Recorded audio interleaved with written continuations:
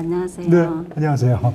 본 면담은 디지털 생활사 아카이빙 사업과 관련하여 네. 문화체육관광부에서 주최하고 한국문화원연합회와 인천서구문화원의 주관으로 수행하는 면담입니다. 일시는 2022년 7월 26일 화요일 오후 3시 30분이며 장소는 서구문화원 강의실입니다. 이번 구술자는 김영덕 선생님이시며 면담자는 신선미입니다. 그럼 1회차 면담을 실시하겠습니다. 선생님 만나서 반갑고요. 네, 반갑습니다. 선생님 성함은 어떻게 되세요? 저는 김영덕입니다. 서구문화원에서 향토문화연구소장직을 맡고 있습니다. 네, 만나서 반갑습니다. 생년월일은 어떻게 되세요? 저는 1955년 12월 26일 생입니다. 그럼 이게 실제 생일인가 아니면 주민등록상 생일이신 건가요? 그렇죠. 실제 똑같으세요? 아니, 우리 나이로는 네. 68세, 네. 만으로는 그때는 또 이제 67세. 생일이 많이 또 다른 경우가 많이 있더라고요. 그래서 여쭤본 겁니다. 그 시절엔 네. 그랬죠. 네. 네. 어디서 태어나신 건가요? 저는 공천동, 서구 공천동에서 태어났는데, 공천동이 지금도 네. 법정동이고, 네. 그래서 행정적으로는 연희동 소속으로 되어 있어요. 그래서, 공천동 나름의 뭐, 주민센터라든가 동사무소가 없어서, 인천 시내에서 자란 많은 분들이 공천동을 아직도 잘 모르는 분들이 많아요. 그래서 우리는 좀 억울한 부분도 있는데, 역사는 참 즐기도록 오랜 그런 동리였습니다. 선생님 가족 관계는 어떻게 되세요?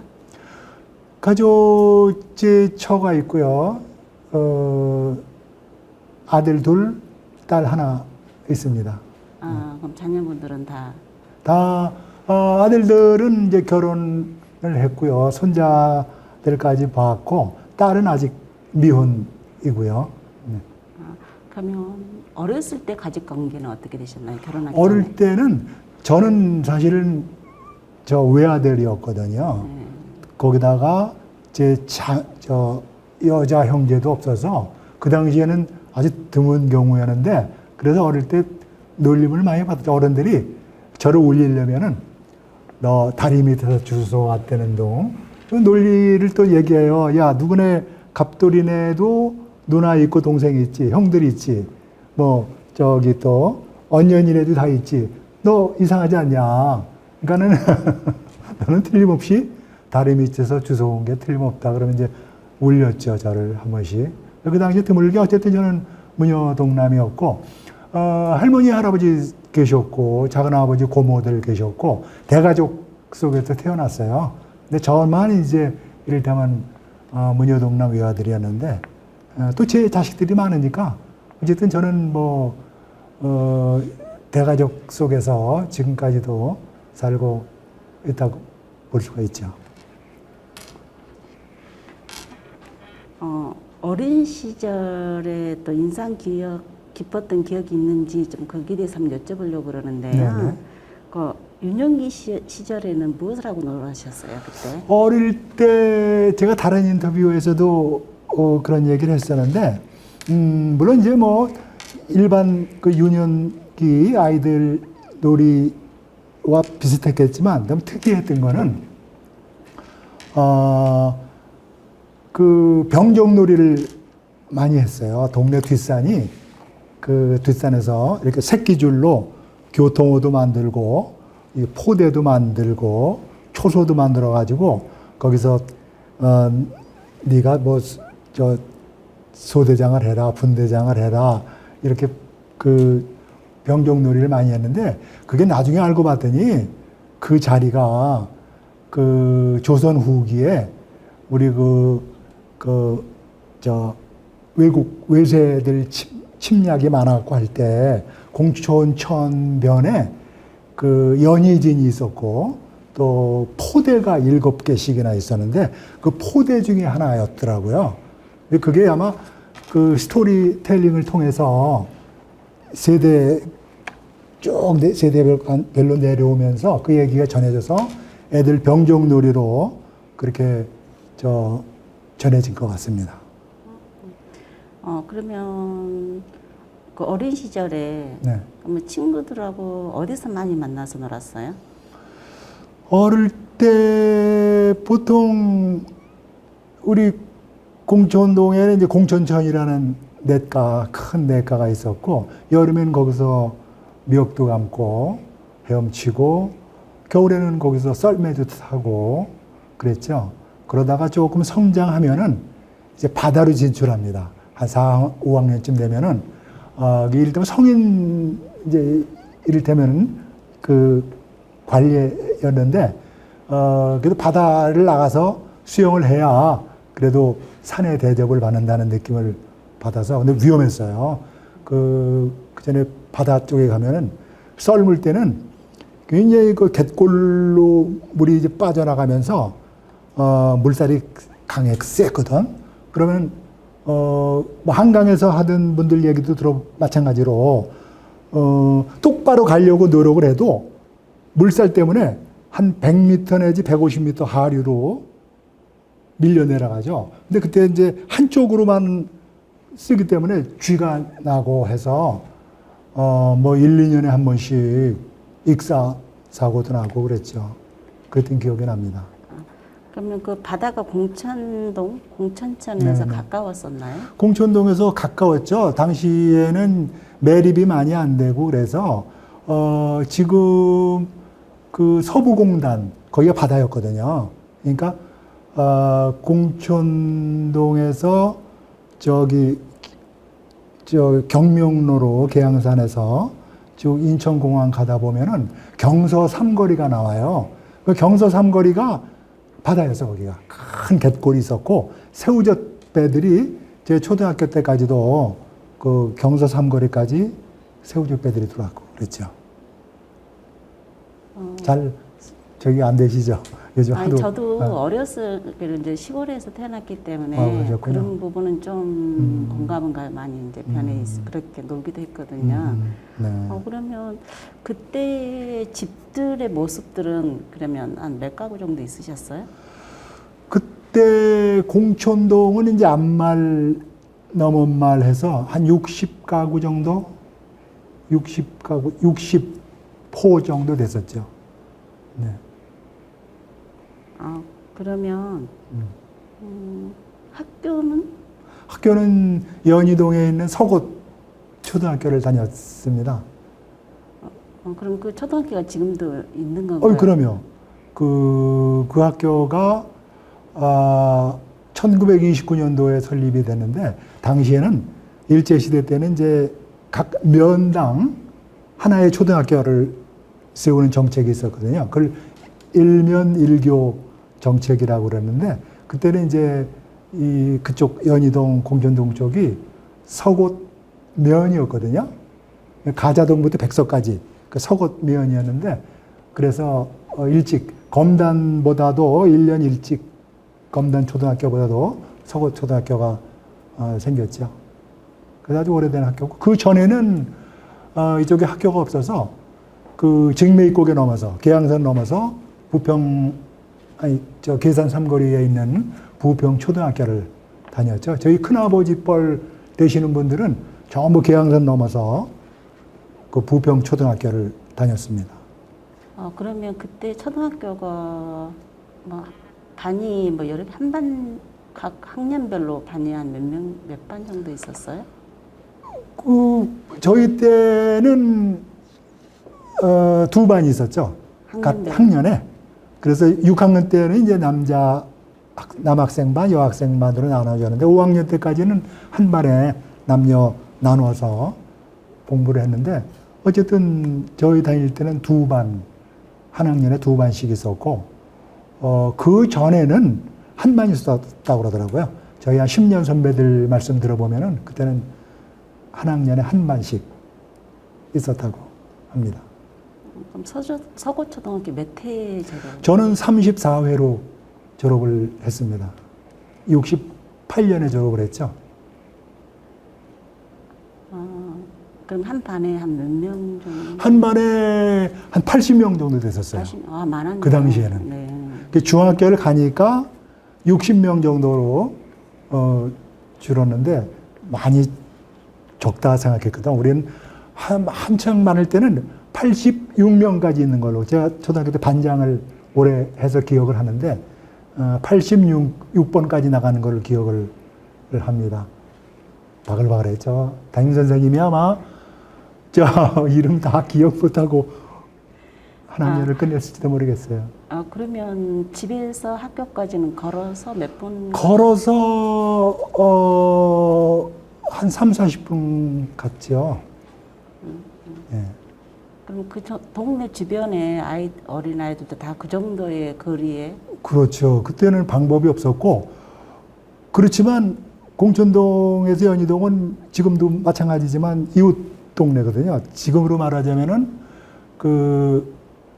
우리 서곳 근린공원 그 밑에가 저희 동네였는데 거기서 지금도 그 서곳 초등학교까지 지금 이를테면 거기 저 아시아드 경기장 그 옆이거든요. 그러니까 그렇게 먼 편이 아니었고 우리 백석동 사는 우리 그부들 보면은 백석에서는 1시간 이상 걸렸습니다. 학교 등교하는 데만. 그래서 연희동 버스 정류장에서 그때는 이제 시내버스에 차장이 있었거든요. 그러니까 돈 받고 하는 누나들이었는데 운전기사 말고 그럼 차장한테 태워줘요 하면 안 돼가지고 또 돈은 없고 그러니까 그땐 학생들에 한해서는 그냥 태워주는 경우가 많았어요. 그래서 버스 정류장 가서 기다리고 있다가 연희동 그 장서방네 가게라고 유명한 그 버스표도 팔고 뭐 일반 사탕도 팔고 하여튼 가게 앞인데 거기서 정류장이거든요. 거기다가 차가 오면 태워달라고 해서 그 타고 다녔던 기억이 나요. 걸어서는 1시간 더 걸렸습니다. 백석이나 시천동 그 친구들은. 그럼 중학교는 어디? 저는 중학교는 인천의 동산중학교를 들어갔습니다. 성림동에 동산중학교를 통학했었는데 그때 버스가 하루에 석 대 내지 넉 대 가지고 운영을 했는데 보통 차 한 대는 이미 고장이 나 있고 그 나머지 차를 가지고 하니까 학교 그 교통사정이 열악해서 보통 이제 부모님들이 학교 근처에 방을 얻어놓고 거기서 자취를 하면서 주중엔 다니다가 주말에만 집에 다니러 오는 그런 생활을 했었죠. 그럼 중학교 때부터 밖에 나가서 그렇죠. 대학도 저는 인하대학교를 다녔으니까 계속 그렇게 나가서 살았다고 봐야죠. 그 다음에 직장도 마찬가지로 서울로 항공회사를 다녔었는데 그때도 전철 지옥철이라고 여름에는 그랬는데 에어컨이 없었고 당시에는 80년대 초중반에는 전대 타면 그 선풍기만 돌아가는데 선풍기 바람이 뜨뜻했어요. 땀이 범벅이었죠. 그러고도 하여튼 끈질기게 인천서 통근을 했습니다. 그러면 어렸을 때 그 놀이나 뭐 추억 뭐 생각나는 거 뭐 있어요? 아까 말씀드렸던 병정놀이가 있었고 또 하나는 그 겨울에 정월 대보름에 했던 지금은 더 이상 어린이들이 그런 놀이를 하지는 않는데 쥐불놀이 하면서 공천천변에서 석전을 했어요. 돌팔매 싸움을 하는 그런 전통이 있었는데 그게 60년대 후반까지만 해도 존속을 하다가 70년대 들면서 도시화되고 또 TV가 많이 보급되고 전자오락기까지 이제 보급이 되면서 그 어린이들이 밖에 나가 놀지 않고 집에서만 머무는 바람에 그 전통이 더 이상 존속되지 못하고 있는데 참 아쉽게 생각을 합니다. 명절 때나 뭐 이래 마을 무슨 행사 같은 거 뭐 이런 것도 뭐 주기적으로 하고 그랬나요? 그러면 명절 때는 기억나는 게 특히 이제 설, 음력 그 명절 같은 경우는 보통 차례는 이제 집안끼리 지내지만 차례 지내고 나면은 그 다음에 마을에 어른들을 찾아와서 세배를 하는 시간이 있었어요. 그러면 이제 아이들끼리 모여서 그 어른들 찾아다니면서 세배를 했는데 그래서 당시에는 60호라고 그랬죠? 그 우리 옆 동네까지 한 150호가 되는데 다는 못 다니고 그 어른들 계신 데는 이제 세배를 하러 다녔던 그런 기억이 납니다. 그래서 그때는 뭐 세배를 다닐 수 있는 보통 한 10살 무렵부터 80노인까지 모르는 사람이 없었죠. 그 덕분에 다 세배를 다니고 서로 그래서 덕담도 주고받고 오래오래 사세요. 그러면 오냐. 그래 공부 잘해라. 이렇게 동네도 자기 그 친척 말고도 동네 어른들한테 꼭 세배를 다니고 그랬었죠. 그 당시에는. 그러면 그 당시에도 세배하면 그 세뱃돈 문화나 이런 게 세뱃돈이라는 개념이 그때는 정착이 안 되고 또 시골 농촌에서는 그렇게 현금을 갖기가 쉽지가 않거든요. 그래서 보통 이제 사탕이나 집집마다 엿을 보니까 엿이나 사탕 이런 거를 한 움큼씩 줬던 그런 기억이 납니다. 서양 애들 그 할로윈데이 때 그 트릭 트릿 그러잖아요. 그런 식으로 그러면 뭐 초콜릿이나 사탕 이렇게 한 움큼씩 주듯이 우리도 그 전에 세배를 가면은 보통 그 엿이나 그 사탕을 받아왔죠. 혹시 그때 관련된 추억 사진 같은 거 혹시 있으시면 나중에 좀 한번 좀 주시면 감사하겠습니다. 네. 아마 찾아보면 있을 네. 수도 그리고 있습니다. 네. 처음 사회에 나오셨을 때는 어떤 일 하셨어요? 학교 쪽. 저는 아까 말씀드렸듯이 그 이제 속옷 초등학교 나오고 중학교는 동산중학교, 송림동에 있는 고등학교도 동산고등학교 졸업하고 인하대학을 다녀서 ROTC 장교로 임관을 했죠. 그 최전방에서 군복무를 소대장으로 하다가 대한항공에 공채로 입사를 해서 근무를 쭉 했었죠. 하다가 나중에 이제 아시아나 항공에서 또 와달라고 해서 간 적도 있고 또 미국 LA에서 또 주재원으로도 한 5년 근무를 했습니다. 그리고 항공사 퇴직하고는 제조업체 임원으로 근무를 하면서 특히 해외를 많이 다녔죠. 항공회사 다닐 때는 이제 미국 아까 주재원으로도 있었고 유럽도 많이 갔고요. 그때 이제 항공기 도입 계약하는 담당을 제가 많이 했거든요. 그러니까 선진국을 많이 다니다가 그 다음에 이제 항공회사 퇴직하고 제조업체 임원으로 가면서는 동남아시아를 많이 다녔어요. 중국, 태국, 또 동남아뿐만 아니라 터키 이런데 우리 엔지니어하고 같이 출장 가서 공장 설치를 해주고 계약을 하고 돈 받고 잔금 받고 그런 일을 한 5, 6년 했었습니다. 많은 직업들이나 일들이 있었을 건데 그 일을 선택하게 된 뭐 이유나 아니면 또 관심이나 이런 게 있어서 그러신 건가요? 저는 이제 뭐 운명인지 어쨌든 저 학교 다닐 때 대학 다닐 때도 유난히 영어 공부하는 걸 좋아했어요. 그 신기하고 또 영화도 좋아하고 그 전에 이제 문화극장이나 애관극장에서 영화를 보길 좋아했는데 그러면 이제 뭐 그 한류 외국 영화들이 많잖아요. 그럼 그 동경 꿈을 외국에 나가서 내 꿈을 좀 펼쳐보고 싶었고 해서 유난히 영어 공부하길 좋아했죠. 그래서 AFKN을 끼고 다니고 대학에 무슨 토플이나 토익 강의가 있으면 쫓아다니면서 했고 그 다음에 방학 때는 서울에 종로에 가서 또 학원에서 영어 공부도 하고 해서 어쨌든 그래서 그런지 아까 군 장교로 근무하고 전역을 해서 그 공채로 항공에서 합격을 했어요. 그래서 그때부터 계속 그 언어와 영어와 관련된 그런 일들을 이제 하게 된 거죠. 그래서 그런지 제가 그 기억하실지 모르지만 2005년도인가요? 그때 인천에서 아시아 그 육상 대회가 있었어요.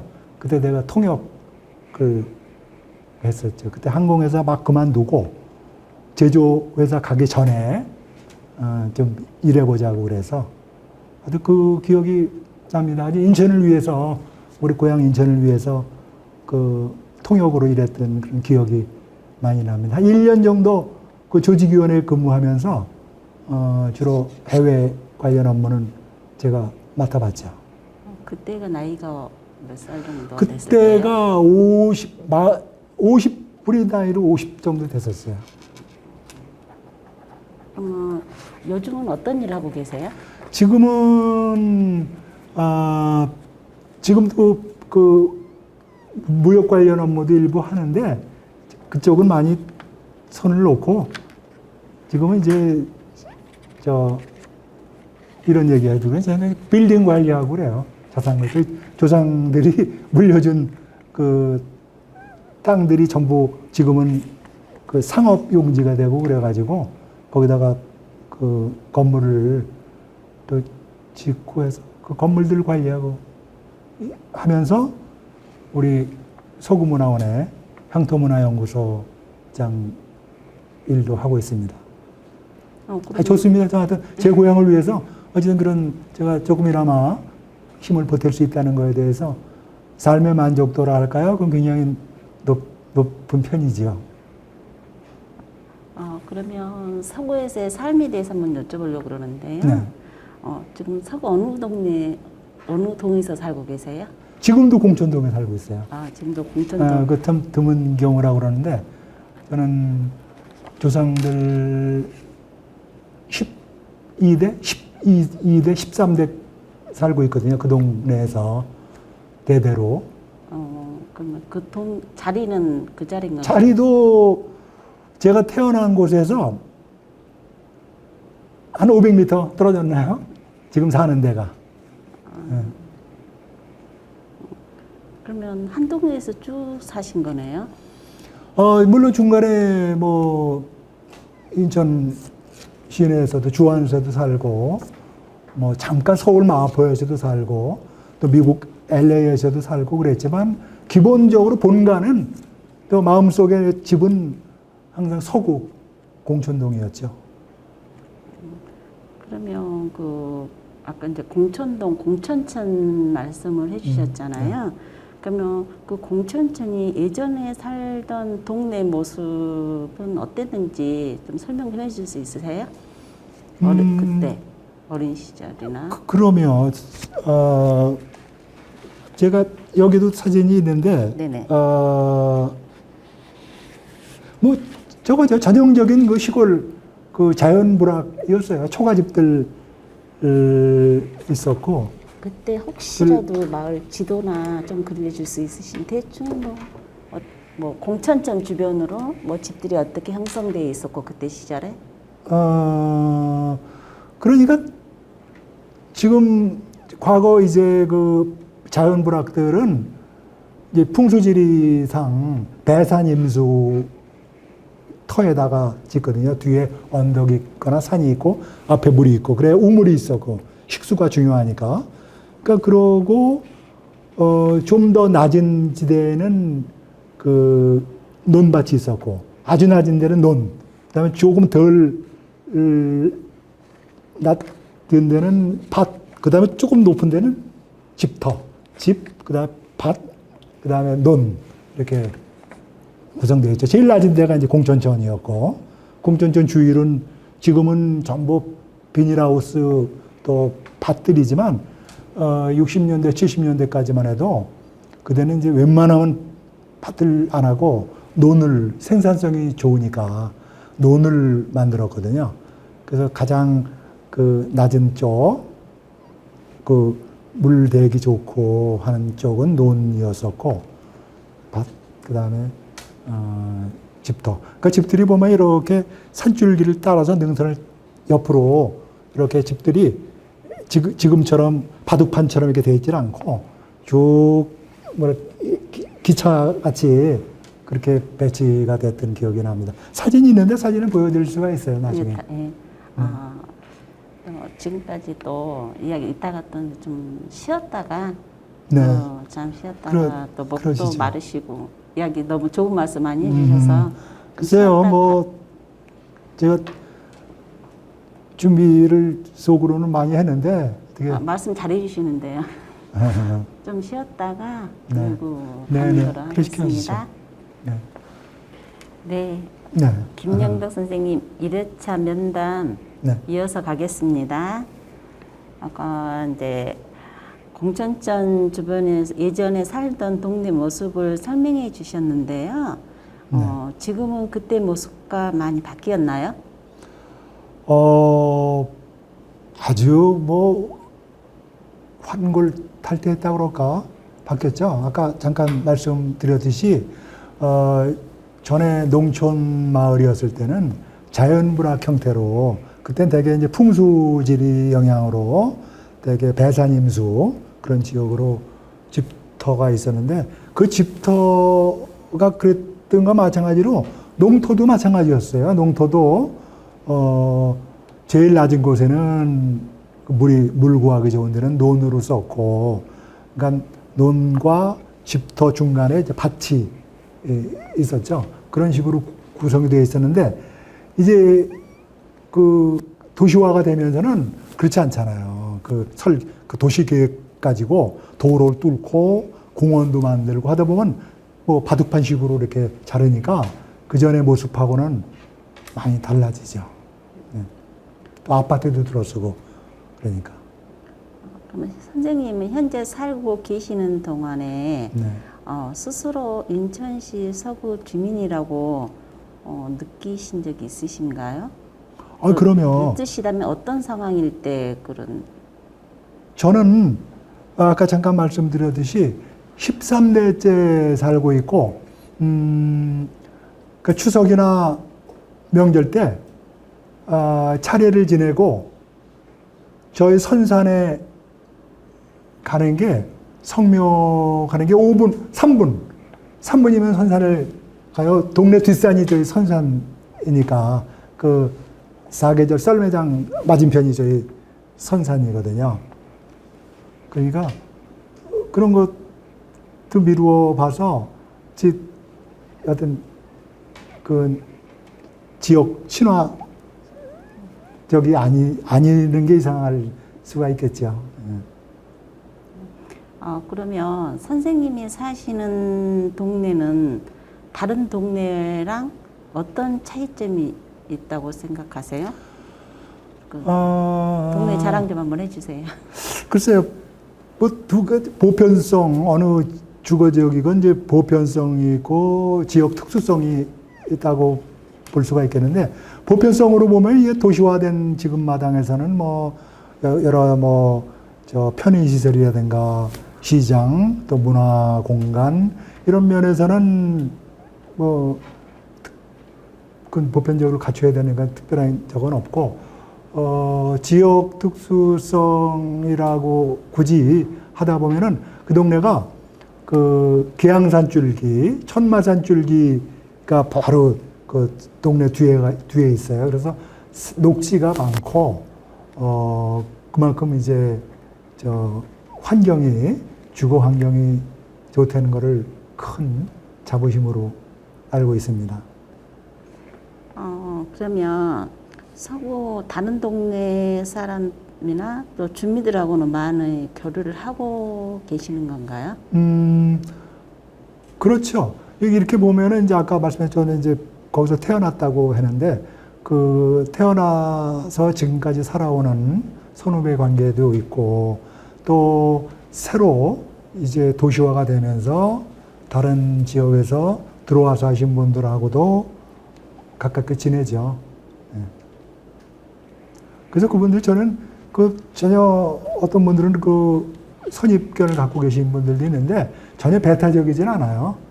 오히려 그 각 지역에서 가지고 있던 그 특징들, 강점들을 많이 가지고 들어오셔서 실제로 이 서구 지역에 공천동이 됐든 뭐 가정동이 됐든 연희동이 됐든 그 지역의 또 그런 장점들을 많이 소개를 하고 뿌리를 내리게 하니까 아주 감사하고 좋죠. 그런 면에서는 한데 어우러져야 된다고 봅니다.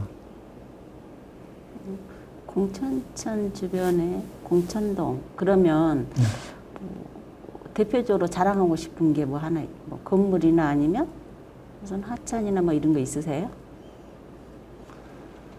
내가 살고 있는 동네에. 다른 동네에는 없는데 우리 동네는 이것은 있다 하는 거 있으세요? 글쎄, 그건 아까 말씀드렸지 지형적으로 그 산을 끼고 있는 공천동보다 산이 그렇게 가깝게 많은 동네도 드물 텐데 그런 면에서 아주 그 환경 친화적이고 그 다음에 도로도 좋아요.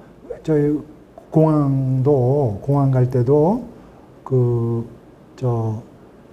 경명대로를 타면은 금방 갈 수가 있고 또 그 인천 지하철 그 2호선도 생겨서 그쪽 아시아디 경기장역 공천동에서 가장 가까운 역인데 500m 정도만 가면은 역에도 갈 수가 있고 거기서 또 공항철도로도 갈아탈 수 있고 그래서 교통도 좋고 환경이 좋고요. 그래서 아주 그 삶의 만족도는 공천동 주민들께서는 아마 대부분 높을 거라고 이렇게 믿고 있습니다. 이제 인천 서구 이제 그 하천이나 이런 거에 대해서 한번 여쭤보려고 하는데요. 알아보고. 네. 인천에 그 서구에서 살고 계시면서 뭐 알고 있는 하천이나 뭐 이런 거 있으세요? 서구에 있는 하천들? 저는 이 공천동에 태어나서 살고 있습니다만 가장 가까운 하천이 이제 공천천.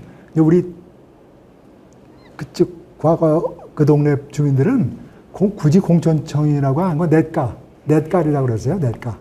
냇가라고 하면 다 통하고 근데 냇가라는 거는 보통 명사 아니에요. 그러다 보니까 이렇게 도시화가 되고 이렇게 규모가 커지고 하다 보니까 냇가 그러면은 더 이상 그 표현이 보통 명사 가지고는 통하지 않으니까 이제 공천천이라는 말을 많이 쓰게 됐고 심곡동에는 또 심곡천이 있고 심곡동도 마찬가지라고 그러더라고요. 냇가 그 동네 그냥 수백 년 동안 거기 사니까 냇가 하면 다 아는 거죠. 그 동네 냇가 하면 그 심곡천을 얘기하는 줄 알고 또 지금 아라뱃길 그 원형이었지만 시천천도 있었고 시천천이 없어지고 그 시천천 거기에 아라뱃길이 생겼잖아요. 그렇고 뭐 또 저쪽 냇가도 있는데 다 기억이 안 나네요. 인천에는 인천 서구에는 그 하천이 4대 하천이 있다고 하더라고요. 저도 이제 그 김연덕 선생님하고 이렇게 이제 그것을 면담하면서 좀 알아보기도 하고 그랬거든요. 네. 예, 그리고 제가 공천천에 그 양서류 모니터링을 한 4년 정도 하고 있었어요. 좋은 일 그 하셨네요. 녹색연합회에서요. 거기서 하다 보니까 공천천이 그 공천교를 주고 이쪽하고 아래쪽하고 좀 나눠지는 이런 느낌을 받았거든요. 제가 그 모니터링을 할 때 보니까. 그래서 이쪽으로는 서구교육지원청 쪽으로는 아직도 그 옛날의 모습이 있고, 그다음에 공천계에서 그 밑으로 이제 빈정교 쪽으로는 좀 도시화돼 있고 이렇다 이런 것을 느끼다 있다 보니까 그래도 옛날 모습을 좀 기록으로 남기면 좋지 않을까. 이래서 제가 이제 이쪽 공천정 쪽을 아카이브 기록을 좀 남기고 싶어가지고 이 문화 여기에서 이게 기록한다고 하니까 제가 또 한번 지원해와가지고 이것을 기획을 하게 되었어요. 그래서 이제 알게 된 게 서구에는 4대 하천이 공천천, 신곡천, 나진포천, 검단천, 검단 쪽에. 예, 네, 그렇게 검단 있다고 하더라고요. 그래서 어쨌든 제가 이걸 왜 하게 됐는가 이것도 김영덕 선생님한테도 설명도 해줄 겸해서 한번 네. 물어봤어요. 네. 또 뭐 어렵게 생각하지 마시고요. 제가 또 질문이 좀 어려웠나 싶어가지고 네. 그 대목에서 하나 저 멘트를 한다면요. 네네. 지금 공천교, 네네. 그 공천교는 사실상 그 생긴 지가 오래 안 됐어요. 그거는 그러니까 서건로가 구서건로 말고 서건로가 90년대 초 중반에 뚫리면서 생겼던 거고 그전엔 지금 그 서건로가 없고 구서건로만 있어서 그러니까 빈정교, 빈정내 그쪽으로 가는 건데 그 빈정교가 유일한 이제 교량이었고요. 그 빈정교까지가 사실 아까 말씀드렸듯이 빈정이라는 말 자체가 민물이 흘러서 바닷물하고 만나는 데를 빈정이라고 그러거든요. 그러니까 그 얘기는 고깃배나 배들이 들어온다는 거죠. 빈정까지. 옛날에는 100년, 150년 전에는 지금 빈정 내 사거리, 빈정교까지 배가 들어왔고 그 전에는 거기가 전부 바다여서 갯벌이었고 그래서 아까 말씀드렸듯이 삼국시대 때는 백제의 소금 산지가였고 그것도 재미있는 게 왜 그 빈정내 쪽 가면은 좀 개발이 된 느낌이 나고 공천천이 그거는 저 그린벨트 때문에 그렇습니다. 72년에 전국에 이제 그린벨트가 지정이 됐잖아요. 그때 공천요 위쪽으로는 계양산 쪽으로는 전부 그린벨트에 걸렸어요. 그래서 개발을 못해. 지금도 그냥 비닐하우스들만 있고 그러지 거기에 무슨 영구 건축물을 짓거나 하는 건 금지가 돼 있어요. 다만 그쪽 빈정교 쪽으로는 거긴 그린벨트에 걸리질 않아서 거기는 이제 택지로 그렇게 개발이 됐죠. 그 차이입니다.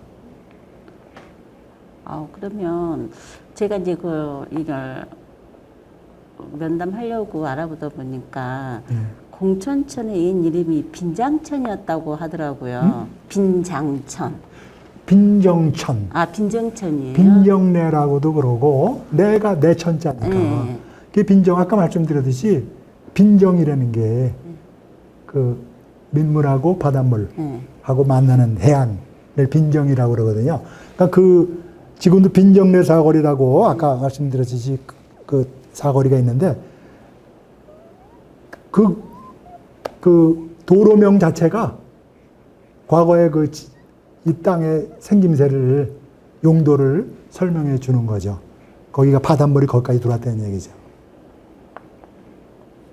그러면 어렸을 때 그 공천천 모습은 현재 모습과 같은 형태였나요? 얼핏 네, 기본적으로는 같은데 공천동 쪽으로는 그러니까 지금 공천천이 심지어는 청라국제도시까지 이렇게 흘러가는데 그거는 최근에 인위적으로 이제 만든 거고 그전엔 바다였으니까 청라지구 자체가 다 바다였으니까 뭐 할 얘기가 없죠. 사실 빈정내까지 거기까지가 바다였고 지금 아시아드 경기장만 해도 7, 80년 전만 해도 거기는 그냥 갯벌 이런 거였죠. 그러니까 갯벌에서 벗어난 거는 한 100년 좀 넘었다고 그러는데 그래도 제가 듣기로는 7, 80년 전에도 거기 농토로서는 기능을 잘 못했어요. 소금기가 많아서. 그래서 공천천도 그 상류 쪽으로는 그 농사가 잘 되는데 빈정천 쪽으로 빈정내 쪽으로 가면은 그 주위에 땅이 안 좋아서 소금기가 많아서 비옥하지가 않았다고 합니다. 그러면 어린 시절에 그 공천천에서 뭐 놀이를 하거나 뭐 공천천 주변에서 뭐 했던 뭐 이런 추억이 있으세요? 아까 돌팔매 싸움은 했고 수영을 했고 지금 이제 차이 그 정도죠. 뭐 그런데 제 기억나는 게 연날리기도 뭐 많이 했고 거기서 이제 돌팔매 싸움뿐만 아니라 매년 겨울이면은 그 쥐불놀이 거기서 많이 했고 썰매 탔고. 근데 차이가 지금도 많이 느끼는데 그전엔 자갈이 많았어요. 수풀이 별로 없고 공천천 되게 이제 홍수 때는 수위가 꽉 차서 오히려 홍수가 날 정도로 그러다가 갈수기에는 이제 가운데로만 물이 흐르거든. 그런 거 제방하고 물 흐르는 사이에는 전부 전에는 자갈, 모래가 많았다고요. 그런데 언제부턴가 이렇게 도시화되고 나서는 거기 전부 그 풀이 자라는 그런 형태로 바뀌었어요. 지금은 그래서 자갈이나 이런 걸 구할래야 구할 수도 없을 것 그런 같은 상황이 바뀌었다는 거에 의미심장하다고 생각해요. 제가 이제 그 공천천에서 그 양서류 문희택을 했다 그랬잖아요. 그러다 보니까 거기에 양서류 이제 뭐 개구리도 보이지만 철새들도 많이 보이더라고요. 근데 그때 어렸을 때 그 물고기나 철새들이 지금하고 같은 건지 아니면 좀 달라진 건지. 그런데 저도 정수장이 생기고 환경적으로 뭐 전문가는 아니지만 그런데 문제가 좀 있을까 해서 주위 가끔 이제 들여다보면은 거기가 청둥오리들이 그렇게 많아요. 겨울엔 더 많아요. 그 청둥오리들이 먹이감을 찾아 딴 데 갔다가 여름에는 겨울에 이제 더 많이 오는지 그건 어쨌든 겨울에 더 많은 특징이 있고 그렇게 보면은 결국은 물고기들이 많다는 거거든요. 오리가 결국은 주 먹잇감이 물고기일 텐데 정수장이 있고 하는데도 제가 보면 환경적으로 큰 문제는 없지 않느냐 그런 걸 미루어 볼 때 그 어릴 때 개구리 많이 잡아먹었죠. 개구리 이렇게 잡아서 그 라면 그때도 라면이 이제 있었으니까 60년대 후반에도 보면은 그 라면 숲 뿌려서 먹으면 얼마나 구워서 먹으면은 아주 맛있었어요. 지금도 아마 개구리가 없을 수는 없지 않나. 물고기가 있고 그러면 개구리도 지금도 양서류도 있지 않을까 싶어. 어떠세요? 제가 이제 한 4년 동안 했을 때 제가 7개 지점을 계속 관찰을 했는데 그 다량의 많은 그 개구리들이 많이 다행이네. 있어요. 예, 예. 아주 다행이네요. 근데 좀 이제 아쉬운 것은 그가 그 청태, 녹태 막 이런 게 껴서 좀 마지막에는 좀 그 저기 하는 것보다는 걔네들 산란하는 그 양수에 비해서는 좀 많이 좀 그게 아쉬운 부분은 없지 않은 지방 그가 2급수라고 하더라고요. 그래서 그 괜찮다고 공천이 그래서 제가 이제 공천천을 좀 기록을 남기고 싶더라고요. 그래서 이렇게 하게 된 거였어요. 그러셨군요. 그러면 그 공천천의 옛 모습을 뭐 그려봤을 때 뭐 아쉬운 점이나 또 그 사진 같은 거 있으세요 혹시? 공천천 옛 모습 사진들 보고 뭐 있거나 없으시면 예. 불행히도 예. 당시에는 아까 말씀드렸듯이 사진기 자체도 과거에는 귀했고요. 그 다음에 일제시대 때는 심지어 민간에서 이렇게 허가 안 받고 이렇게 사진 찍는 게 금지가 됐었대요. 그래서 그 공무원들만은 그게 가능했고 그래서 생각보다 사진 구하기가 그렇게 쉽지 않습니다. 그게 좀 아쉬워요. 제가 이제 이걸 하다 보니까 자료를 검색을 찾아보니까 공천천이 그 동화 메리트로 인해서 물길이 바뀌었다고 이렇게 알고 있는데 그 당시 기억이 있으세요? 그러니까 아까 제가 말씀드렸듯이 물길이 당연히 바뀌죠. 거기가 바다였더니 갯벌을 택지를 조성을 한 거니까 이미 공천천은 빈정내에서 끝났죠. 전에는. 그죠? 빈정내까지만 갖고 그다음에 갯벌이었으니까. 그러니까 지금은 이제 그게 그 갯벌을 개발해서 택지로 만들어서 그걸 이제 그 뭐 토목 공사를 그렇게 한 거죠. 그래서 청라지구를 하면서 그 전에 모습 그러니까 실제로 옛 공천천은 그대로라고 보면 돼요.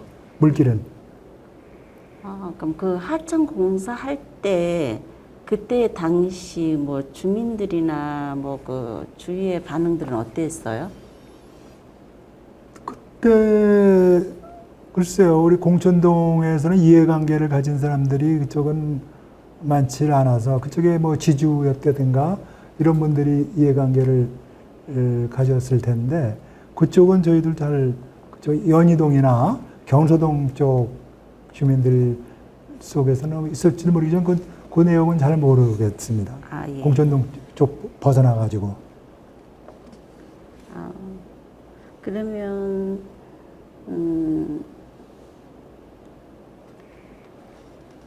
연희동 쪽이나 그쪽 그러면 수용된 땅도 없으시겠다. 저는 혹시라도 그게 공사에서 수용된 땅이 있으시면 그때도 한번 그때는 어땠는가 이런 분 한번 여쭤보려고 했었거든요. 근데 또 지역적으로 이제 선생님이 사시던 그렇죠. 거기하고는 공천동은 이제 공천동의 토지를 보면은 크게 주거지하고 예. 농경지로 예. 나누는데 농경지는 거기가 그린벨트로 이미 지정이 돼가지고 예. 개발을 못하니까 예. 바뀔 수가 없고 이제 주거지 쪽은 이제 환지를 했죠. 그때는 주로 대토를 받았어요. 저희도 마찬가지로 이를테면 논밭이 1000평이 있다. 그러면 당시에는 그 간보율이라고도 그러고 전문 용어로는 저도 뭐 전문가는 아닙니다만은 그 저희 같은 경우에 1000평을 내놓으면은 한 500~600평만 환지를 받았어요. 나머지는 도로로 또 공원으로 부지로 내놨죠. 네. 그래서 환지라는 게 환지 이제 이를테면 기존 뭐 어떤 땅이 있었으면 그거를 정부가 수용을 하잖아요. 그러면은 어쨌든 수용을 해서 두 가지가 있다고 그러더라고. 그대로 정부에서 매입을 하는 거. 토지를 일괄적으로 매입을 하는 방식이 있고 또 하나는 환질. 왜냐하면 이제 도로도 뚫어야 되고 공원도 만들어야 되고 그러잖아요. 그럼 어떤 땅은 도로로만 다 들어가는 땅이 있고 어떤 때는 도로에 하나도 안 들어가는 대지 있으면 불공평하잖아요. 그러니까 그거를 주민들 간에 공평한 어떤 규칙을 만들어서 그 공공용지에 들어갈 만한 거는 그걸 수용을 하는 대신에 당신은 좋은 땅을 이를테면 뭐 그 상업용지를 줬으니까 그런 경우는 이제 뭐 1000평이 들어가면 200평만 받으시오. 800평은 그래도 당신이 이익일 거예요. 이렇게 설득을 하는 거지. 여러 하여튼 그런 방식이 있는데 공천동은 수용을 하지 않고 전부 환지 방식으로 그렇게 처리를 해서 하여튼 당시 비교적 원만하게 그렇게 처리가 된 걸로 알고 있습니다. 공천천 이제 주변에 또 동안 매입지도 둘레길도 조성을 했잖아요. 네. 예. 그래서 그 둘레길 조성했을 때의 주민들 반응은 어땠나요? 둘레길은 뭐 아시겠지만 아까도 말씀하신 일반 공천지원 주변의 농지나 예. 또는 산은 전부 그린벨트라 어차피 둘레길 조성하는 게 뭐 재산적으로 손해 보는 사람도 없고 이익도 못 볼 수 없겠지만 그래서 크게 이해관계가 없었던 걸로 크게 반대를 안 했던 걸 오히려 찬성을 했죠. 그 공천동 주민들도 어쨌든 자연을 즐기고 하는 등산객일 수도 있거든요. 등산객 모자를 쓰면 등산객이고 주민의 모자를 쓰면 주민이고 그러니까. 네. 그러면 그 공천천 그 둘레길을 조성하기 전의 모습과 지금 현재 그 조성되고 났을 때 그 모습을 봤을 때 그 주민들의 그 생활상은 좀 많이 변했어요? 아유, 많이 변했죠. 주민들, 그전에는 그런 등산로 이런 게 많이 발달이 안 됐었거든요. 그래서 뭐 언덕을 그냥 이렇게 올라간다든가, 그전에 개발되기 전에 농촌에서 나무하러, 뗄나무하러 다니던 그런 소록길로 다니고 그랬는데, 등산로가 개발되면서 아주 뭐 좋아졌죠. 그런 면에서. 근데 그 등산로, 그 서해랑길 그 얘기 말씀하시는 거죠? 네, 아주 좋아요. 근데 다만 아쉬운 게 있다면은 저는 스토리가 있어야 되거든. 역사장. 그러니까 아까 마치 공천동이나 이 지역, 서구 지역의 특수성을 주목을 해가지고 다른 지역과 다른 보편적이지 않은 그런 걸 하려면 이제 그 스토리 텔링을 해야 되거든. 그래서 그런 대목에서는 우리가 아까 말씀드렸듯이 조선 후기에 이쪽에 그 연희진이 있었고 기현해방령이라는 그런 큰 군사령부급 정도 되는 부대가 조선 후기에 있었고, 이걸 지키려고 서해, 그러니까 이 아까 말씀드렸듯이 이 서구 쪽이 해안에서 뚫리면은 계양산 넘어 부평도부가 점령이 되고, 그러면 서울도성이 그대로 점령이 되니까 그 관방 시설이 많았거든요. 포대가 공천천 양안으로 7개나 있었어요. 그리고 연희진이 물론 있었고, 그래서 그런 포대 자리를 잇는 공천천 주위에, 그러니까 거기에 뭐 안내판이라든가 이런 거를 좀 역사적인 사실들을 설명해 주는 그런 게 있었으면은 뭐 단순히 뭐 저 트레킹을 하고 하는 데 만족하지 않고 역사적인 그것도 이 지역의 역사성도 다시 한번 알아보는 그런 계기가 되지 않을까 그렇습니다. 그 부분이 좀 아쉬우신가 봐요. 네. 그리고 이제 제가 또 이제 마지막으로 이따 물어보기 전에 또 잠시 목도 마르고 그러니까 좀 쉬었다가 네. 가요. 그쵸. 네. 조금 있다가 다시 또 말씀 좀 쉬었다 네. 가겠습니다. 네, 김영덕 선생님 2회차 면담 이어서 가겠습니다. 네. 아까 공천천에서 이제 둘레길 조성에서 좀 아쉬운 점을 말씀을 해주셨는데요. 네네. 거기서 더 덧붙여서 해주실 말씀 있으시나요? 그래서 거기 좀 덧붙여서 얘기하기로는 이를테면 둘레길의 어떤 역사적인 사실들을 우리 후세들에게 알리는 것도 중요하거든요. 그냥 단순히 그 레저로 또 건강을 위해서 도는 것도 좋지만 그 지역에 과거에 있었던 일들이 그 교훈으로 남아있을 수도 있고 하니까, 특히 제가 하나 권해드리고 싶은 거는 이 공천천 양안으로 그 포대들이 있었고, 그 외적이 들어오는 걸 막으려고 가장 마지막에 그 중심성이라고 직매고개, 지금 그 역사의 아이러니라고 할까요? 지금 그 서구에서 계양구 넘어가다 보면 그 생태 터널 있죠. 지금도 관심 있게 보시면 왼쪽으로 서구 쪽에서 보면 생태 터널 직전에 그 계단이 있어요. 그 생태 터널 바로 왼쪽에 그 중심성지라고 있어요. 중심성터라는 큰 비석이 있는데 거기 중심성이 있었대요. 어떻게 보면은 지금 생태 터널이 과거 140년 전에 거기 관문이 있었던 거죠. 계양산 중심성을 쌓고 거기에 관문이 있었는데 그 관문이 이제 이를테면 관방 시설의 활용 점정이고 그 전에 포대들이 쭉 있었고, 그래서 이를테면 예를 들어서 저기 있거든 그 아시아드 경기장 옆에 거기를 갑자기 왜 생각이 안 나지? 저기 있어요. 거기 포대가 하나 있었는데, 거기를 저기라고 그러잖아. 그 용두 포대.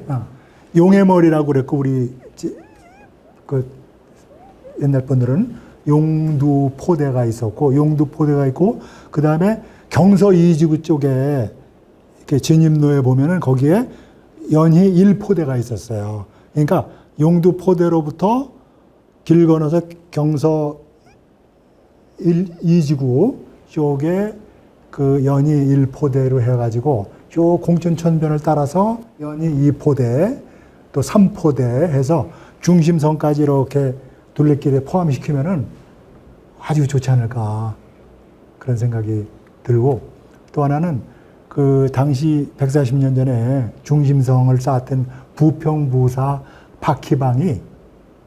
박희방이라는 분인데, 부평팔경이라고 그 관문 그 위에다가 누각에다가 그 현판을 본인이 써서 붙인 게 있었거든요. 8개 절경, 부평에. 그 중에 3곳이 서구 쪽이에요.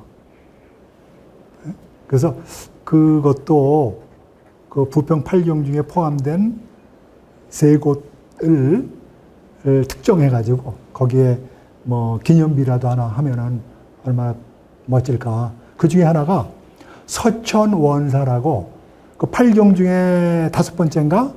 그 서천원사 있어요. 그게 계양산 직매입국에서 보면은 공천천이죠. 서쪽에 냇가에 쌓인 모래밭. 그 석양에 그 얼마나 아름답겠어요. 서천원사, 그 다음에 난포귀범. 지금은 난지도가 다 육지가 됐지만 그전엔 지금 말하자면 공항고속도로 가다 보면은 거맘 그 북인천 톨게이트 쪽이에요. 그게 그전엔 난지도라는 섬이 있었거든. 그러니까 계양산 쪽에서 바라볼 때는 난포귀범, 난지도 폭우로 석양에 들어오는 돛담배. 그것도 8경 중에 하나고요. 제 1경이 경명고종인가요? 누각에 달린 외로운 종이 있었나 봐. 적이 쳐들어오면은 그걸 흔들고 그러는 모양이죠. 그때 얼마나 그전에는 군 지휘관이면서 시인이면서 정치가이면서 그 고을 수장들이 그랬거든요. 얼마나 시적인 분입니까? 그렇게 군사기지를 만들어 놓고 그 관문 그 위에다가 부평 팔경을 쓰면서 그 외로운 종을 바라보는 그 시상이 떠올려대는 거를 그게 참 대단하죠. 그래서 다시 말씀드리지만 그런 걸 역사성을 따라서 고증을 해서 뭐라고 그러죠? 둘레길을 그렇게 좀 보완을 했으면은 아주 그 주민들의 그 역사성, 그 다음에 정서 함양에도 도움이 되지 않을까, 그렇게 생각을 합니다. 그러면 둘레길 조성 공천천을 가다 보면 지금 이제 제가 갑자기 생각났는데 네. 승마 타고 막 다니는 그런 그게 공천천 주변을 다니던데 근처에 뭐 승마장 같은 것도 있었나요? 전에 있었어요. 지금 시용 아파트가 들어서는데 셋말에 지금 그게 해드림 아파트라고 있어. 지금 서곳 근린공원 눈썰매장 있는데 눈썰매장 밑에 해드림 아파트가 있거든요. 그 자리에 그 시립 승마장이 있었는데 그게 지금 이사가 갔는데 검단 쪽으로 갔어요. 근데 지금도 저도 한번 본 것 같아요. 작년인가 언제 공천천 쪽으로 말 타고 지나가는데 아주 위협적이고 썩 그렇게 좋아 보이지 않더라고요. 네. 위험해 보여. 그때도 그러면 거기 승마 타고 그전엔 더 많았죠. 그래서 그런 민원들이 많이 들어갔던 걸로 알고 있어요. 저도 좀 그런 불쾌한 경험이 있고, 이렇게 트레킹 하는데 말이 흥분을 할 수가 있어요. 사람이 이렇게, 그렇다고 멀찍이 피해야 되는데, 아니, 내가 우리 트레킹 길을 따라가는데 그렇게 내가 피해야 되나? 그런 의문이 들어서 안 피했거든. 그랬더니 말이 오히려 흥분해가지고, 놀래가지고, 막, 난동을 피웠던 기억이 나는데 아주 불쾌했어요. 그 공천천에서 보면 그 포소리인가 막 이런 것도 들리는 게 다 총소리는 그 아까 말씀드렸지 그 부대, 그거에서 예비군 부대가 있고 포병 부대가 있는데 포병 부대에서 한 것 같지는 않고 예비군들 아마 훈련 목적으로 하는 것 같고, 근데 그거는 분단국에서 어느 정도 우리가 또 수용을 해야 되지 않을까 싶은 생각 들고요.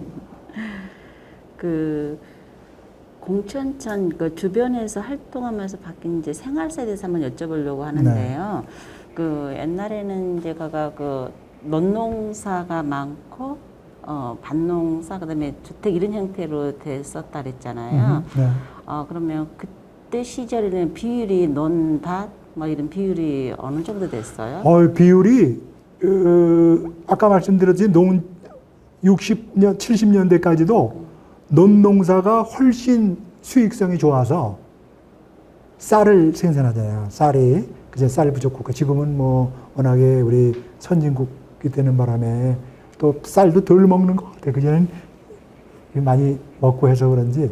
그래서 그때 수익률이 좋아서 웬만하면 논으로 했다. 논으로 안 되는 것만 밭으로 그렇게 이해하시면 돼요. 논으로 하다 도저히 논농사에 필요한 물을 댈 수가 없는 경우에만 밭으로 했지. 제가 보기에 70대 30 정도 논이 많았다고. 그럼 지금 현재 보면 모습의 공천천 주위에 보면 그렇게는 논농사하고 밭농사 비율이 반대하고는 지금은 제가 보니까 90% 이상이 밭이야. 전부 밭으로 갈아엎었더라고요. 아까 말씀드렸듯이 어릴 때 수영하고 또 쥐불놀이하고 돌팔매 싸움도 하고, 그때는 대부분이 특히 공천천 쪽은 물이 가까우니까 90% 이상이 거기는 논이었거든요. 저희도 그쪽에 논이 있었고 그랬는데 지금은 전부 밭으로 바꿨다. 오히려 밭이 더 수익이 좋대요. 거기다 걸린 그런 채소 이런 걸 키워서 꽃도 키워서 판매를 하고 그러니까 그게 훨씬 수익이 좋다고 하더라고요. 그럼 그쪽이 뭐 아시는 분은 있으세요? 그 공천점에서 뭐 농작물이나 그러면 밭농사. 저 동무들 동네 자라던 어릴 때 동무들 초등학교 동창들 전부 아직도 많죠. 농사일 하는 친구들이. 그러면 지금 거기에서 뭐 농작물이나 농사나 밭농사 재배하시는 건 없으세요? 있으세요? 지금 공천천 주변에? 있죠. 꽤 됩니다, 아직도. 그러면 지금 거기에서 어떤 농작물을? 꽃 하는 친구도 있고요. 밭으로 쓰는 친구도 있고, 논은 거의 안 해요. 논 하는 친구는 없고, 밭농사 짓고, 또 아까 화훼 농사하고, 그쪽에 비닐하우스 있고 그런 게 주로 밭이나 화훼 농가들입니다. 그럼 선생님 것은 거기? 저희는 어려서는 저도 그쪽에 논이 꽤 있었고 했는데, 지금은 더 이상 농사는 안 하고 있습니다. 네. 그럼 그 농사를 안 하시는 게 뭐 수용되거나 이래서 아니면 다 그 파셔서 전에 그러시겠지? 팔았죠. 네, 파셔서. 팔아서 이런저런 이유로 아까 말씀드렸듯이 건물 짓는데도 돈이 필요하고 하니까 그 농사가 이게 썩 매력 있는 지금은 그런 산업은 아니고 또 힘들잖아요. 그러니까 또 제가 또 농사 전문으로 지어보지도 않고 해서 많이 정리를 했죠. 저희 부모님 세대에서 많이 정리를 했어요, 이미. 네, 부모님들이 이제 연로하시면서 많이 정리를 하셨죠. 그러면 거기서 농작물 재배하신 분들 이야기를 들었을 때 그분들이 그 어떤 팔로나 노트는 어떻게 하시는 뭐 이런 이야기 들어보신 적 있으세요?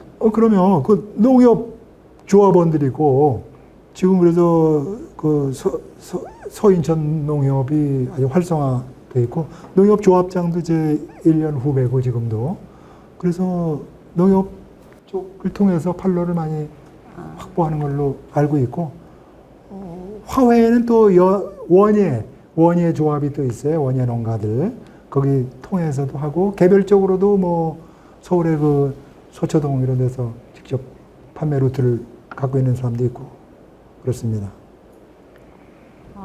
그러면 거기서 지금 이제 그 화훼나 이렇게 하신 분들이 그 처음부터 거기서 태어나셨던 분들이 많이 네. 하신 거 아니면 다른 외지에서 많이 외지에서 온 분들이 제가 지금 요새 듣기로는 많죠. 지금은 아마 한 70% 가까이 외지에서 오신 분들이 하는데 왜냐하면은 아까 저희도 농사가 있었는데 부모님 생전에 네. 많이 정리했다고 말씀하니 그게 힘이 들고 그래도 되게 규모의 경제가 있어야 돼요. 이렇게 기계화를 해야 되는데 그렇다고 전문적으로 그거 하긴 그렇고 그래서 많이 이게 정리를 하고 그 다음 세대로 연결이 안 되는 거예요. 저희도 저희 부모님 세대만 해도 농사를 지셨는데 저는 해보는 기회가 없었잖아요. 저희 아들들은 더 하고 그러니까 더 이상 세대로 내려가면서 전달이 안 되고 오히려 그건 잘 됐다고 봐요. 농사 전문을 하는 분들이 기계화 영농을 해서 저도 그 아는 분들 꽤 있는데 우리 서구문화원 이사 중에서도 몇 분 계세요. 농사 전문으로 하시는 분들이. 그러니까 자기 농토도 있고 계약을 해가지고 농사를 지어주는 거지. 몇만 평씩 이렇게 해요. 기계화 해가지고. 그러니까 그런 분들이 이를테면 다른 농사를 대행해주는 그 지주들이 결국은 정리를 하겠죠. 언젠가는. 그러면 지금 거기서 농사나 농작물 재배하신 분들이 선주민보다는 네, 지금은 적어도 70% 이상은 전문으로 농사하시는 분들이 들어와서 하고 있어요. 소유권은 조금 다른 문제인지도 몰라요. 소유권은 아마 아직도 한 50% 이상은 현지인들이 갖고 계신지도 모르는데 실제로 그 영농을 하는 거는 전문, 그러니까 이를테면 회사죠, 뭐. 영농회사에서 하고 있는 걸로 알고 있습니다.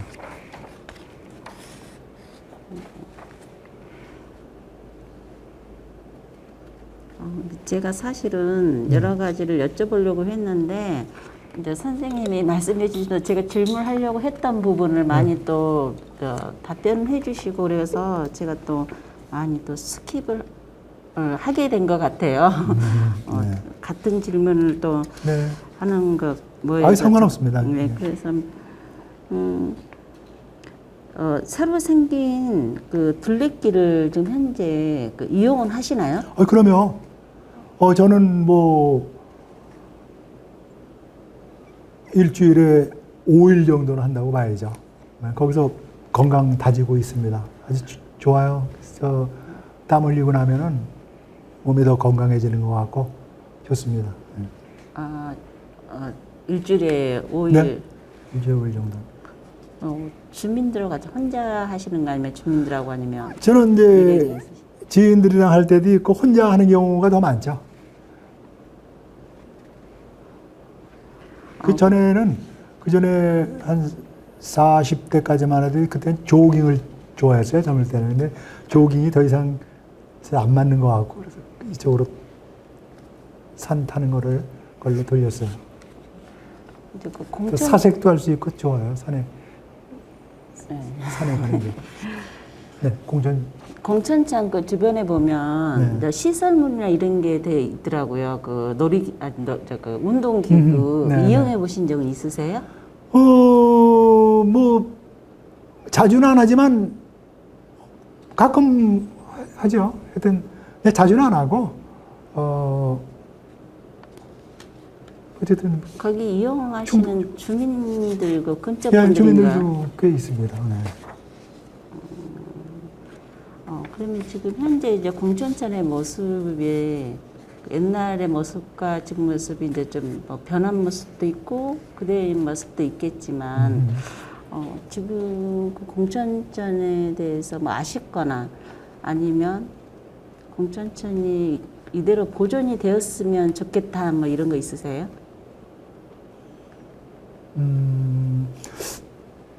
제가 그 전에 이 바람결에 들어오는 풍문으로 들었는데 지금 새로 인천시장 유 시장님이 그런 공약 공천천도 공천천뿐 아니겠지만 체계적으로 좀 정비를 해서 체육시설이라든가 주민들 친화적인 공간으로 만들겠다고 그런 말씀을 하셨다고 그러더라고요. 공약에도 있고. 그런 쪽으로 하게 되면 저는 아까 말씀드렸듯이 좀 스토리를 엮어서 스토리텔링. 역사성도 해서 같이 해주면 좋겠다는 그런 생각이 듭니다. 다른 건 뭐 아쉬운 건 없어요. 오히려 전 자연 하천 시절보다 오히려 그 길도 그 뚝으로 양쪽 제방 길이 좋아졌고 아주 전보다 오히려 좋아졌죠. 요즘 그 서구 모습이 많이 바뀌고 아파트나 건물도 많이 들어섰잖아요. 네. 그러면 이렇게 바뀐 동네 풍경에 대해서는 어떻게 생각하세요? 옛 모습하고 비교했을 때.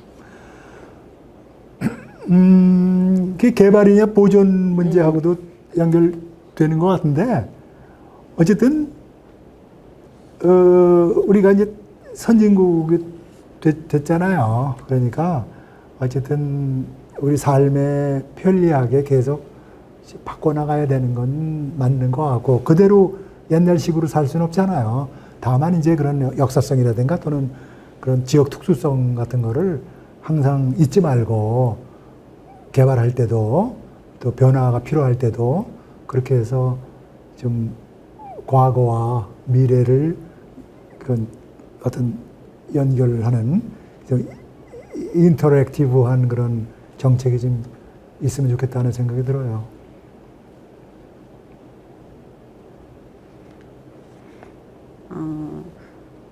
아까 제가 이제 그 질문에 그 공천천 주변에서 그 농작물 그 하신 분들 뭐 친구나 뭐 계시다고 하셨잖아요. 그분들하고 대화나 이렇게 이야기하실 때 그 네. 공천천에 대해서 긍정적으로 생각하신 건가요? 아니면 그분들이 이제 재배하시면서 과거보다 현재가 농작물 재배하거나 막 이런 노트나 이런 게 더 뭐 어렵다거나 뭐 그런 이야기를 하시는 건지 아니면 제가 직접 농사는 짓지는 않았지만 네. 제 친구들 또 친척들 농경에 종사하는 분들이 있는데 제가 보기에는 전보다 훨씬 좋아졌죠.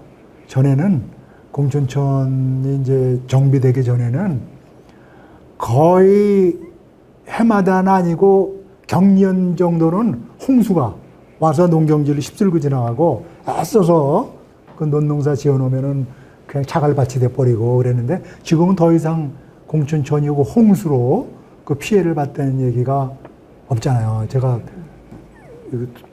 살면서 봐도 공천천이 홍수로. 그 전에 제 초등학교 시절만 해도 저희도 그때 그쪽에 논이 있었는데, 어쨌든 어떤 해는 홍수 때문에 그냥 자갈밭으로 변해가지고 그걸 소출을 못 내고 그런 적이 있었어요. 지금 아주 좋아졌죠.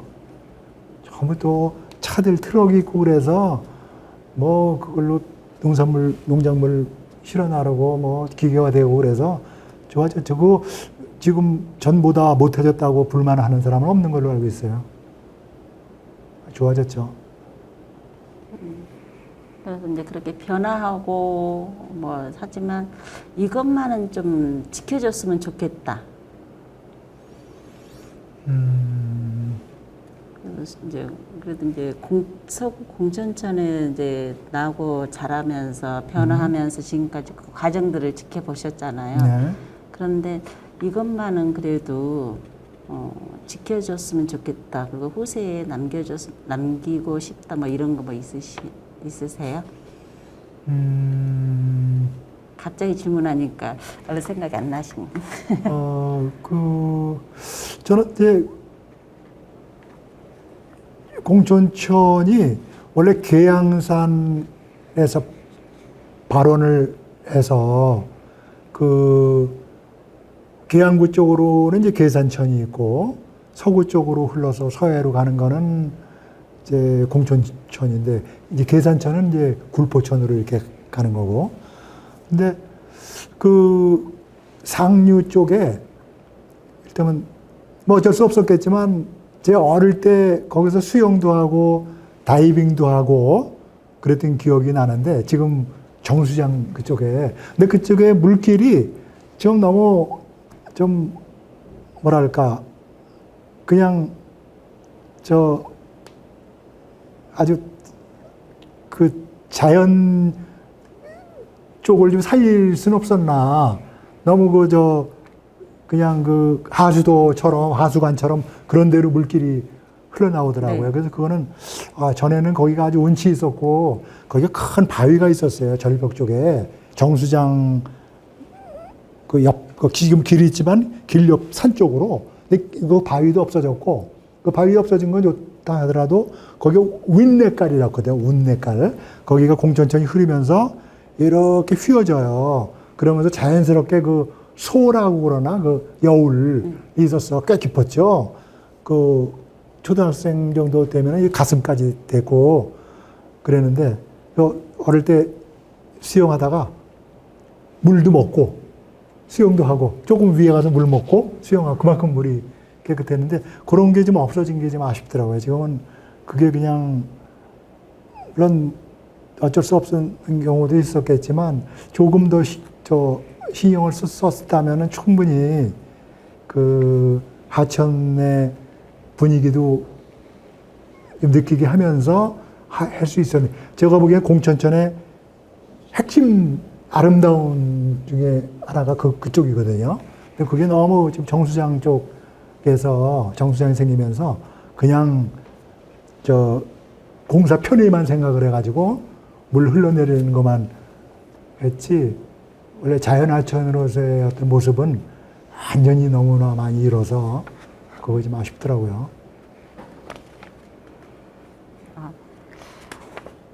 또 일단 마무리하기 전에 또 한 좀 쉬었다가 네. 예, 또 가는 걸로 할게요. 네. 좋은 이야기 많이 해주셨는데 시간을 뭐 좀 도움이 쉬시는 시간도 되셨으면 드려야 돼서 좀 쉬었다가 네, 마무리하는 걸 할게요. 알겠습니다. 네, 김형덕 선생님 1회차 면담 이어서 가겠습니다. 네. 마무리로 이제 몇 가지만 좀 여쭤보려고 하는데요. 그동안 이제 선생님께서 이야기를 너무 잘해주시고 공천천의 역사를 다 이야기해 주시다 보니까 공부도 많이 된 것 같아요. 선생님이 공천천이 어떤 모습으로 기억하거나 남아있으면 하신가요? 아까도 이야기해 주시긴 해주셨지만 저는 어쨌든 그 공천천이 그 자연하천으로서의 모습을 최대한 유지하면서 또 개발이 됐으면 합니다. 앞으로 특히 더. 그래서 자연하천 모습을 다 잃어가고 청계천처럼 물론 청계천이 나쁘다는 건 아닌데 거기에 어쩔 수 없는 사정이 있었겠지만 공천천은 가급적이면 그래도 원래의 모습을 유지하는 범위 내에서 좀 더 편리하게 이렇게 정비가 됐으면 하고요. 또 하나 아까 말씀드렸듯이 스토리를 그 1500년 전부터 있었던 그런 스토리들을 가급적이면 좀 후세에게 좀 전달할 수 있는 그런 어떤 무슨 조치를 좀 취했으면 좋겠다는 생각이 듭니다. 공천천 주변에서 이제 이게 태어나서 알게 되신 분 말고 공천천 주변에서 다니시면서 운동하거나 말 때 뭐 알게 됐거나 뭐 생각나거나 기억에 남으신 분 있으세요? 운동 다니시면서.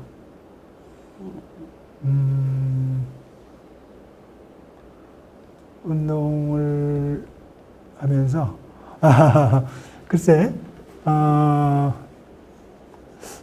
어쨌든 저는 그 자연하천 아까 말씀드렸듯이 그걸로 유지를 하면서도 일부 구간은 좀 너무 지나치게 인위적으로 보호를 만들다든가 하긴 좀 논란이 많이 있겠지만 일부 구간은 좀 레저를 위해서 일부 좀 제한된 범위 내 보호를 만들든가 해서 거기서 뭔가 이렇게 보면 물이 많아지잖아요. 담수를 좀 해서 그런 필요하다면 어느 구간일지는 모르지만 전부 그렇게 하겠다는 얘기는 하는 얘기는 아니고 일부 구간을 그렇게 해서 좀 저 주민들이 즐길 수 있는 그런 공간들을 좀 만들었으면 좋지 않을까 그런 생각이 들었고 지금은 또 지나치게 그린벨트로 묶여서 그런지 재산권 행사를 못해서 그런지 너무 그 뭐라 그러죠?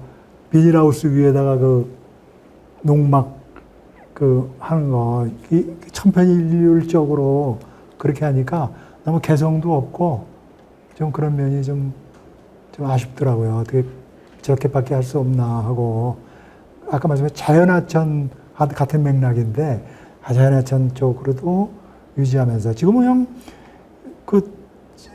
양 안에 양쪽 밭 있고 열이면 9은 전부 그냥 그거예요. 컨테이너를 하우스. 갖다 놓든가 아니면 농막을 짓든가 물론 농사하기 위해서는 농막이 필요하기도 하겠지만 그것도 좀 개성 있게 좀 다르게 할 수도 있잖아요. 똑같이 이렇게 하니까 아주 흉물이 돼가고 있는 것 같아서 좀 아쉬워요. 그전에는 그런 건 없었거든요. 그냥 자연하천이었을 뿐인데 물론 그래도 단점들은 많았죠. 홍수도 있고 그런데 좀 단점을 줄이면서도 좀 개성을 유지하면서 자연하천의 그런 모습도 좀 유지하면 더 좋았지 않았을까 그런 생각이 듭니다. 지금 대화하다가 갑자기 생각이 났는데요. 지금 네. 이제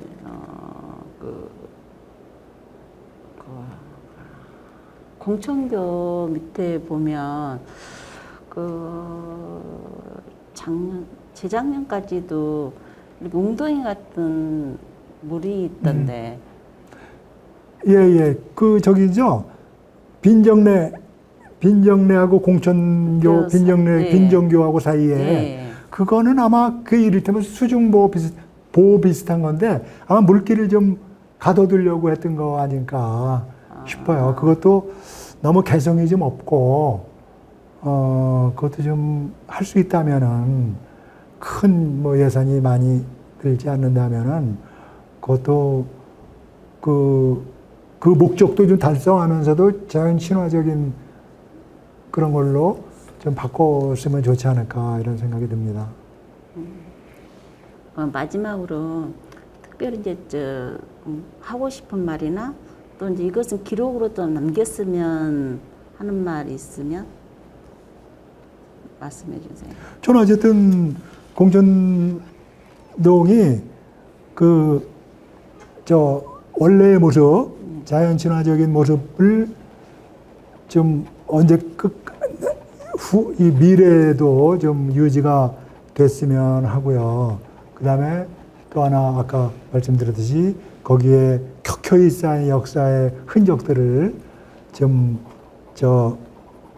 그걸 수용하는 그런 어떤 조치가 좀 있었으면 이를테면 그런 트레킹 코스로 하면서 거기에 안내판 같은 것도 좀 해놓고 교육을 위한 공간도 좀 해놓고 했으면 좋지 않을까. 운동시설만 해놓을 게 아니고 그랬으면 좋겠다는 생각이 들어요. 그 생각 같아서는 좀 포대 자리에는 모형 포도 좀 해놓고요.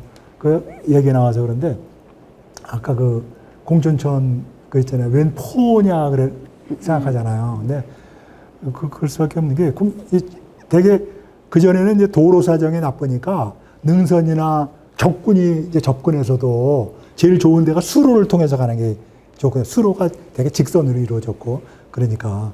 근데 낮으니까 그 전에 이제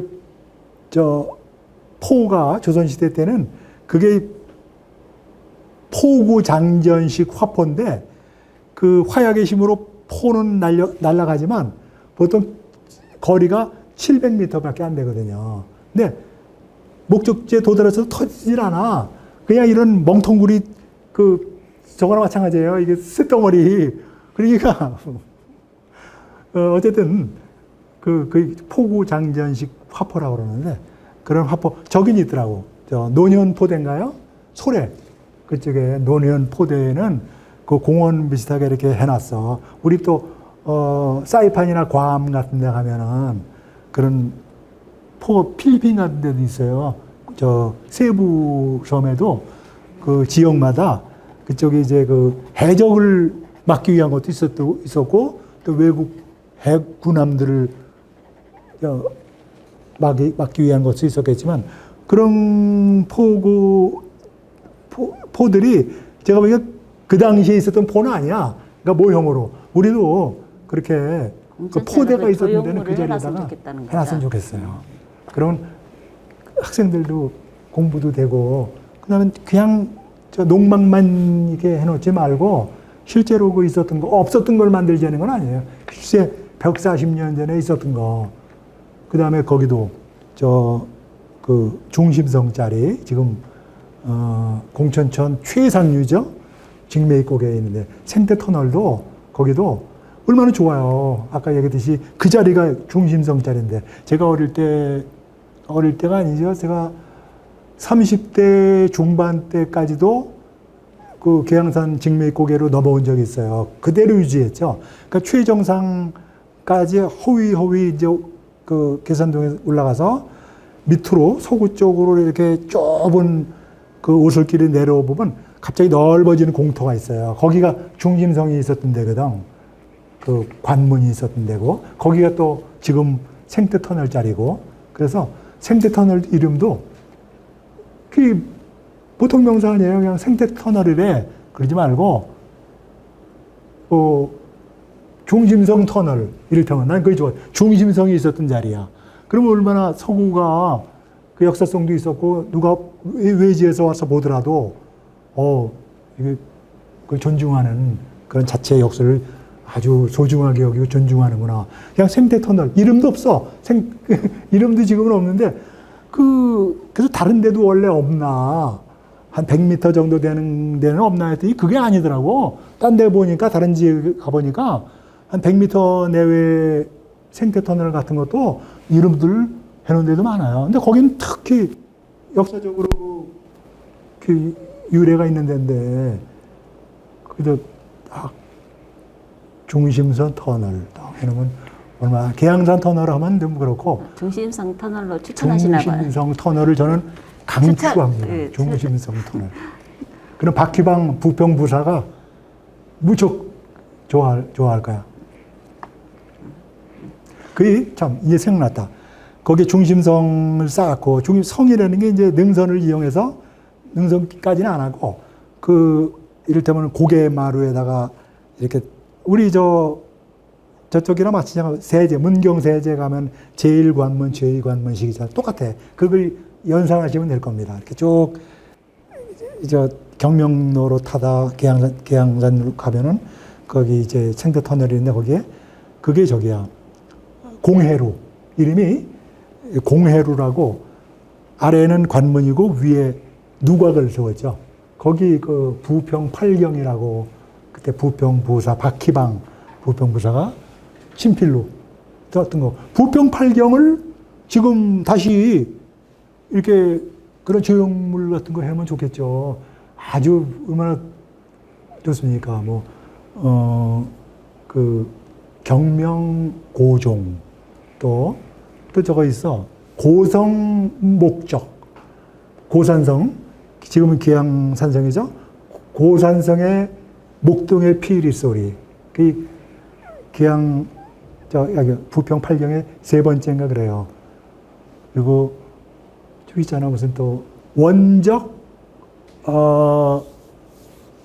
원적산의 그 저녁 비 모우 원적 모우 얼마나 시적이고 아름다워. 그런 거를 좀 많이 알 수 있게 일반 시민들도 그렇게 좀 했으면 좋겠어요. 그 좋은 콘텐츠가 있음에도 불구하고 그냥 먼지 나는 책 속에 있어요. 제가 그걸 꺼내서 좀 하는 역할도 하려고 노력을 하는데 혼자서 역부족이고 어쨌든 그래서 서구가 문화로서도 좀 풍요로운 그런 지역 사회가 됐으면 좋겠어요. 오늘 그 공천천 역사를 또 선생님을 통해서 많이 배우고 알게 된 것 같아요. 이것으로 김영덕 선생님의 1차 면담을 마치겠습니다. 또 하나 생각난 게 공천천 역사 중에서 6.25 전쟁이 나잖아요. 6.25 전쟁이 났고, 그때 이제 인천 상륙작전 이뤘잖아요. 그래서 미 군들이 쭉 저 압록강까지 이제 진격을 하잖아요. 그때 그 8군단 소속의 미 제1해병대, 미 해병 1사단이 그때 중공군하고 포위돼가지고 그 중공군 8군 소속인가요? 8병단인가? 그래가지고 거의 괴멸될 뻔했잖아요. 그래서 간신히 그 흥남 철수작전으로 빠진 게 후퇴를 할 수 있도록 도와준 게 그 터키군이거든. 우리 많이 지금 튀르키예 터키군이 참전한 사실들이 오히려 이건 부끄럽게 생각해야 되는데 2015년도에 저도 그거 보다가 왔는데 그 알기 쉬운 서구 역사 콜롬비아군만이더라고. 6.25 전쟁사 있죠. 서구에서 활약했던 게 지금 연희동에 그 콜롬비아 전적비 가정동에 있던 옮겼잖아요. 그게 콜롬비아군은 51년 5월 달에 들어왔어. 근데 그 전에 튀르키예 군이 터키군이 거기서 미군 개마고원 장진호 전투에서 미군들이 전멸 안 당하고 후퇴할 수 있도록 퇴로를 열어주잖아요. 중공군하고 하면서. 그러면서 미군들이 그리 빠지고 터키 군들은 그대로 육로를 통해서 와요. 그래가지고 김포반도 지나서 아마 1월 초에 51년 1월 초에 서구로 들어옵니다. 공천 쪽으로. 공천천 근처에 저희 밭에 주둔해. 근데 일개 대대가 터키군이 전부 이제 일개 여단이 왔었는데, 그게 부천부터 이 서해안까지 쭉 배치를 했거든요. 대대들을. 서구에 있던 게 일개 대대인데, 그 부대가 공천천 옆에 주둔하면서 2, 3개월 주둔했었어요. 거기 에피소드가 많아. 또, 조금 있다가 터키군이 이제 거기서 원래는 중공군하고 조우를 하고 결전을 치르려고 했어. 중공군이 쫓아내려오잖아요. 터키군이 이제 중강진에부터 중공군이 이제 밀고 내려오고. 그러면서 서구 주민들은 처음엔 터키군들이 이제 있었고, 근데 터키군은 이제 수원 쪽으로 이제 51년 3월쯤에 여기서는 하는 게 불리하겠다 싶어가지고 수원 쪽으로 갔고, 그 사이에 이제 중공군이 들어온 거야. 중공군이 와가지고 하여튼 에피소드가 많아. 돼지 징발하고, 우리 할머니는 그때 중공군한테 받은 그 100위엔짜리 밑장을 돌아가실 때까지 76년 돌아가실 때까지 장롱 속에다 그걸 근데 그때 바꿀 수가 있어? 중국하고 우리 수교도 안 했잖아. 잘못하면 빨갱이로 몰릴 판인데 우리 할머니는 분해가지고 돼지 뺏기고 돼지 중공군한테 납품하고, 근데 터키군은 민폐 하나도 안 끼쳤대요. 빈 밭에다가 딱 텐트 치고 있었는데 중공군이 와가지고 공천천 근처에 물론 대부분이 있었지만 본부는 민가에다 한 거야.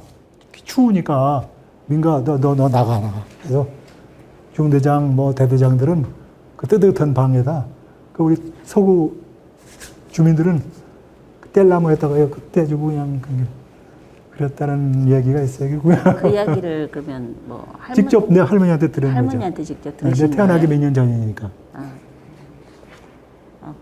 또 하여튼 그런 마지막에 네. 또 마치기 전에 또 사실을 알게 됐네요. 공천천의 역사. 네.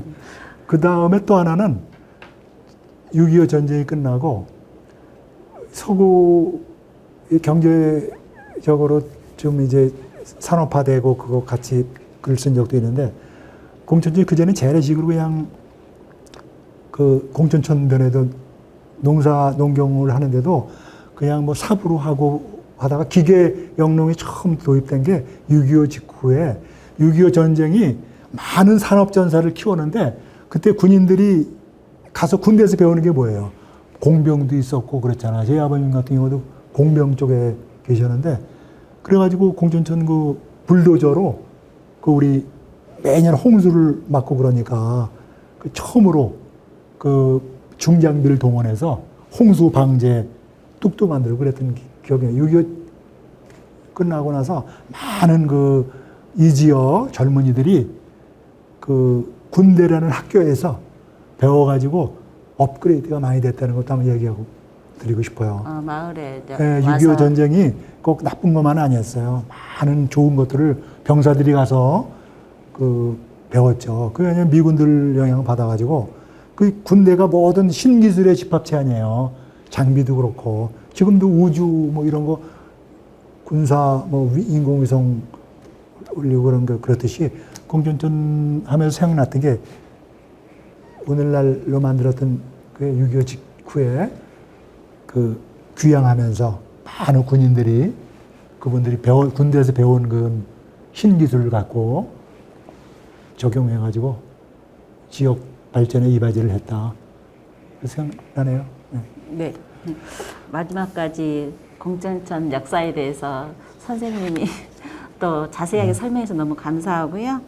이것으로 김영덕 선생님의 1회차 면담을 마치겠습니다. 감사합니다. 네, 감사합니다. 선생님 애쓰셨습니다. 네, 감사합니다.